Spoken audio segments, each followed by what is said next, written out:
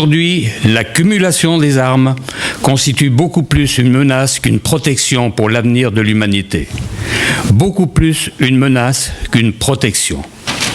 Les armements eux-mêmes créent les dangers contre lesquels on espérait qu'ils nous garderaient. Et de toute évidence, c'est vrai, considérez les armes modernes. Il n'y a aucune défense, aucune protection contre les fusées nucléaires ou les bombes nucléaires. Il n'y a aucune défense, aucune protection contre les armes chimiques, bactériologiques ou biologiques. Même, il n'y a aucune protection contre les chars d'assaut, les avions de bombardement, les grands canons qu'on appelle conventionnels.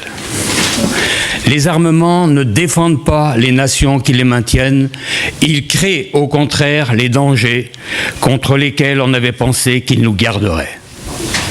La science est devenue la prostituée de la guerre et par conséquence directe, l'industrie civile souffre d'une diminution très importante de sa productivité.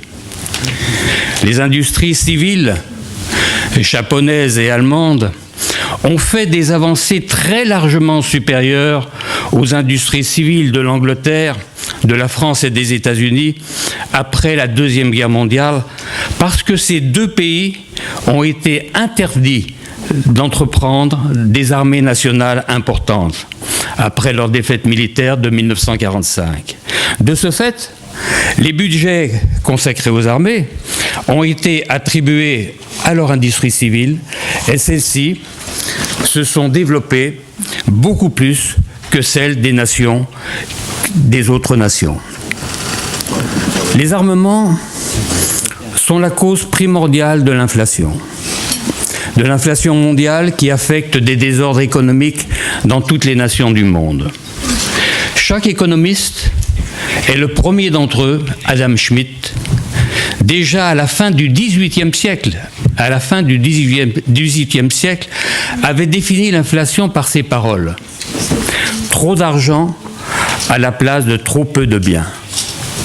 Chaque économiste, comme Adam Smith, affirme que les budgets militaires, les dépenses pour l'armement et la guerre sont totalement inutiles car ils ne donnent aucun produit utile pour la vie et le bonheur des populations. Si certains économistes nient cela, ils ne peuvent pas nier que près de 70 millions de personnes dans le monde travaillent pour la fabrication des armes ou sont investis dans les armements, dans les armées. Ces 70 millions de personnes reçoivent des paiements énormes et ne produisent aucun bien utile à la vie pour chaque homme et chaque femme de ce monde.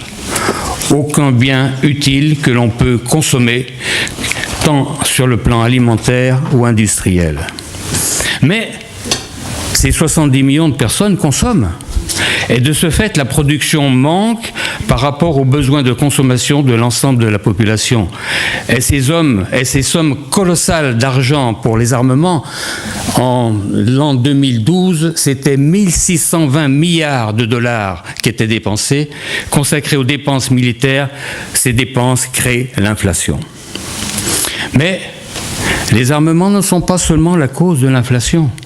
Ils sont la cause directe et principale du chômage. Il y a des statistiques officielles du gouvernement des États-Unis qui démontrent quand on investit $1 milliard dans la fabrication des armes, on donne emploi à environ 80 000 personnes.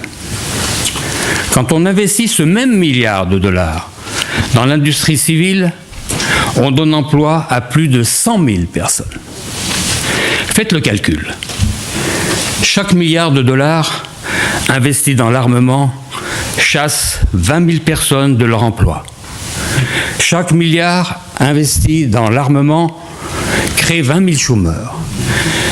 Et si je prends 1 500 milliards de dollars investis chaque année dans les budgets militaires, c'est 30 millions de chômeurs, c'est-à-dire approximativement le nombre de chômeurs existants dans les pays industrialisés et militarisés.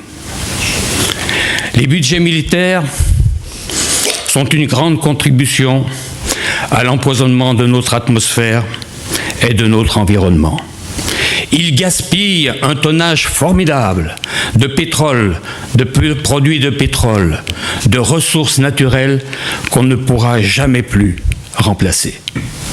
Mais pire que tout, les budgets militaires créent la misère et la faim qui torturent les peuples de 3 continents aujourd'hui. Chaque cuirassier, chaque avion, chaque canon est un vol à ceux qui ont faim et qui ne mangent pas. C'est un vol. Les pauvres sont pauvres parce que les nations sont militarisées. Considérons les faits principaux de la pauvreté d'aujourd'hui. Plus d'1 milliard de personnes ne savent ni lire ni écrire et souffrent de la misère, de l'obscurité du cerveau et de l'esprit. Et le nombre augmente, car il y a des millions et des millions d'enfants qui n'ont pas d'école aujourd'hui. Chaque année, des centaines de millions de personnes sont victimes de maladies que l'on pourrait empêcher, maladies qui leur donnent des souffrances terribles et qui créent pour leur nation des pertes économiques considérables, et ceci chaque année. Les budgets militaires causent la misère. Et quand ces budgets militaires sont malheureusement utilisés pour les guerres, ils deviennent la plus grande ignominie de l'espèce humaine. Ils s'habillent du manteau noir de millions de morts, de millions d'orphelins, de veuves, de mutilations humaines, de gueules cassées, de souffrances, de haine et de destruction et d'horreur. Ils sont une plaie effroyable, ouverte dans le cœur de l'humanité. Il y a dans ce monde des personnes et des groupements qui profitent de la course aux armements et qui vendent les armes, décident les guerres et deviennent de plus en plus riches, de plus en plus puissants. Paul Valéry écrivait « Les guerres, c'est le massacre des gens qui ne se connaissent pas au profit des gens qui se connaissent et qui ne se massacrent pas. » Ces gens ont déjà attaqué les fondements même des principes de nos démocraties en plaçant leurs agents, leurs valets, dans les plus hautes sphères gouvernementales de tous les pays du monde. Ils dominent tous les médias et ils ont pratiquement réussi à supprimer le droit fondamental de tout citoyen de connaître la vérité sur les faits essentiels de la situation politique internationale. Il conditionne les masses populaires à suivre un chemin rocailleux qui nous emmène tout droit vers les précipices de la destruction et de l'anéantissement. Ils ont volé le pouvoir des peuples à travers des élections dites démocratiques qui ne sont en fait que leur jeu de casino, qu'ils organisent selon leur volonté. Leurs candidats sont toujours élus et les peuples, malheureusement, sont toujours trompés. Et la question que je voudrais vous poser, pourquoi ces faits sur les budgets militaires, les raisons et le déclenchement des guerres, la misère et la faim qui ne sont pas connus des masses des peuples du monde? Pourquoi? Je vais essayer de vous le dire. C'est la trahison des clercs. C'est la trahison des intellectuels qui ne se donnent pas la peine, qui ne font pas d'efforts pour éduquer les maux terribles de la vie humaine. Et les intellectuels d'aujourd'hui, ce sont les médias, les radios, les journaux, les télévisions, qui sont devenus les valets des forces militaro-industrielles et de ces groupements de gens milliardaires que j'appelle les banksters. Que pouvons-nous faire? On dit, pour que le mal progresse, il suffit que les braves gens ne fassent rien. Mais grande est la vérité, et nous devons tout faire pour qu'elle triomphe. Nos discours, nos bonnes intentions, nos déclarations, même nos chansons ne suffisent plus. Ces puissances financières occultes ont même réussi à dévoyer le terme de mondialisme, en faisant croire aux masses populaires que c'est ce terme de mondialisme qui est responsable des problèmes et des désordres économiques actuels. Et pourtant, alors que ce terme de mondialisme, pour nous, citoyens du monde, pour nous qui l'avons inventé, ce voulait être ce sentiment supérieur au patriotisme national, ce voulait être ce sentiment de patriotisme international, ce sentiment de patriotisme de l'espèce humaine. Il nous faut arrêter d'être des électrons libres, comme de petits gentils papillons qui gravitent autour du noyau dur de la politique, du noyau décideur de l'avenir des peuples, de l'avenir de l'humanité. Il nous faut rentrer dans ce noyau dur de la politique, de toutes les nations, car la politique, dans sa définition, est l'art de gérer la cité. Et aujourd'hui, la cité, c'est le monde. Il nous faut créer un vrai mouvement politique, citoyen du monde, dont le fondement démocratique sera d'élire des projets plutôt que des hommes politiques.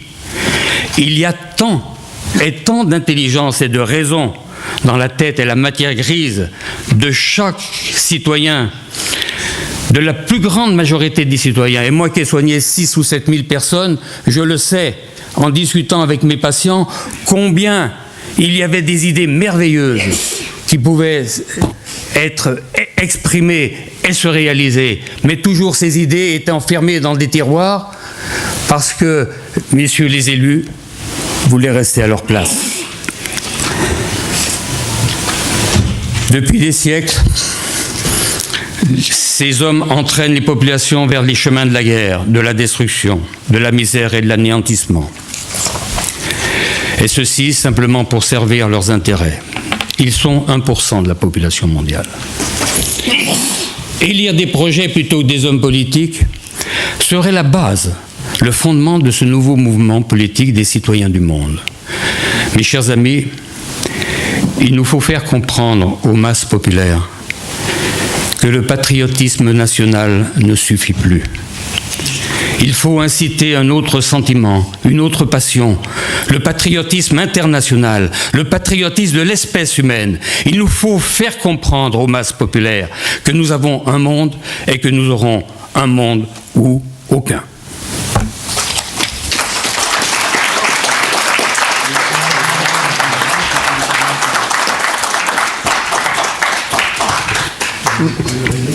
Merci. J'ai fait l'internet. Ça pousse à